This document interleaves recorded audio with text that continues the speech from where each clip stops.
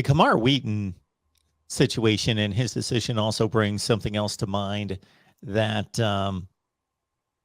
appears on the surface to be a difference between, or a possible difference between, Lincoln Riley and Brent Venables. So there's a character component in all of this too. It's not just a matter of let's go get the 22 most talented guys we can find and there you go. Of course, there's positional need and fit and all that sort of thing. But beyond the talent and the skill level on the field, you've got a measure of character that you have to review and evaluate.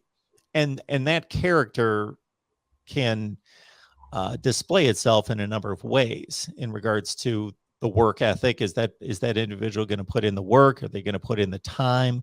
Are they going to be responsible? Are they going to be somebody that's that's going to help teammates? That's going to be there for their teammates? Are they going to show up on time? Are they going to all these things? And then in addition to that, you've got an extension of, does this person, you've got football character with certain guys you may see. It talked about in the NFL where maybe they've had some issues off the field. That's not good. That's a whole other category. But from a football standpoint, they've got football character, meaning they'll put in the work and the time and they're there for their teammates, but they got other issues off the field. So then you got to kind of review that, and you take a risk reward viewpoint, and that has to factor into the decision. This kid is this talented, but he's done A, B, and C. Should we proceed with pursuing him? On the surface, I would make the judgment that maybe that's more of a consideration for a Brent Venables than it would be for Lincoln Riley, possibly. And this comes to mind because of various conversations that I've had in recent days regarding certain coaches. And again, there's not necessarily a right or wrong. You can take a very conservative approach, and it's impossible to field a roster of 105 with 85 scholarships with choir boys. That's not going to happen, but right. You've got to make calculated risks and use your best judgment.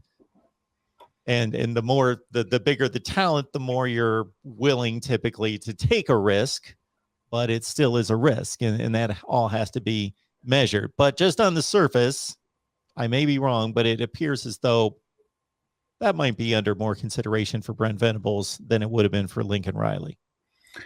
Yeah, no, I think you laid that out very in a very good way, very articulate, just in terms of the difference in the coaching staffs. And I think, and this is not necessarily just a slam on Lincoln Riley, but I think one of the things that you've seen with Venables and the staff is how important and how big integrity is for Venables. And there's been a couple of kids that Oklahoma has been in on from a transfer portal perspective, guys that really came out and talked about how enjoyable a visit was. Even there's a kid, and his name's escaping me, kid that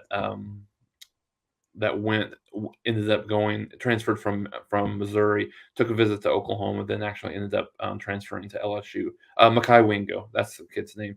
Took a visit to OU. When he was at OU, he was just very glowing about the coaching staff and how down to earth a lot of these coaches are. And I think that's the difference. Venables is going to run this more like a really kind of more like kind of an intimate school, whereas and be part of that personal relationship with these kids. Whereas I think Riley very much looked at it from a CEO perspective. These are my pawns that I need to be able to do what I need to do to win championships, and the personal relationships weren't quite there. So I think that's going to be something that you're going to see a lot of, kind of moving forward. Mark, is just the enhanced personal relationship that Venables and the staff is gonna have with these kids. And it's like we've talked about from a recruiting perspective. It's been pretty incredible that Oklahoma's still at the position that they are here in 2022, and if they land some of obviously depending on what some of these other guys do, other teams do here in the late signing period, but Oklahoma, if they land these 4 or 5 kids, that they're looking at, they have a potential not only to be in the top 10, but get up to a number 7 or a number 8 situation, and so no, Venables has a lot of road ahead of him. Hasn't even coached a game at this point, but getting Oklahoma to a 7 or 8 spot, or even anywhere in the top 10, based on kind of the timing and all the decommitments and everything, is just a fantastic first win, if you will, for him. And then we'll just look and see what that looks like in his first year in Norman on the field.